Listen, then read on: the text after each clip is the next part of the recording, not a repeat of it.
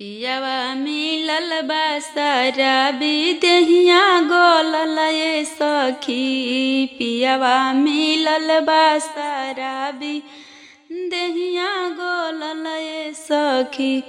कबो बेचे एक मंडा कबो बेचे दुई मंडा, कबो बेचे एक मंडा कबो बेचे दुई मंडा।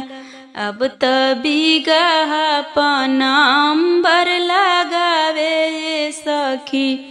अब त बिगह पनम्बर लगावे ए सखी। पियवा मिलल बा शराबी देहिया गलल ए सखी। पियवा मिलल बा शराबी देहिया गलल ए सखी।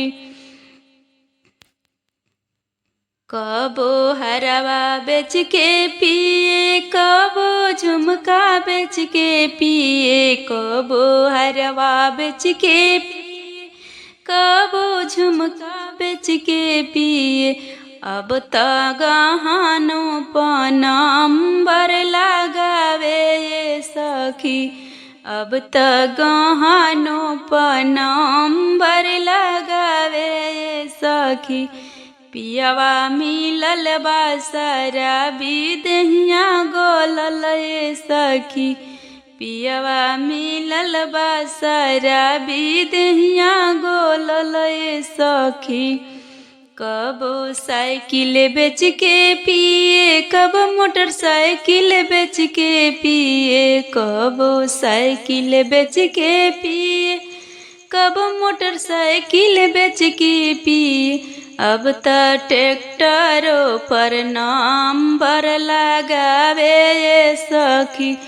अब त ट्रैक्टरों पर नंबर लगावे ए सखी।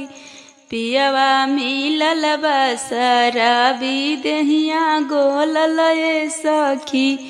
पियवा मिलल बा शराबी देहिया गलल ए सखी। कबो गगरा बेच के पिए कबो परात बेच के पिए, कबो गगरा बेच के पिए कबो परात बेच के पिए। अब त बर्तनों पर नंबर लगावे ए सखी। अब त बर्तनों पर नंबर लगावे ए सखी। पियवा मिलल बा शराबी देहिया गलल ए सखी। पियवा मिलल बा शराबी देहिया गलल ए सखी।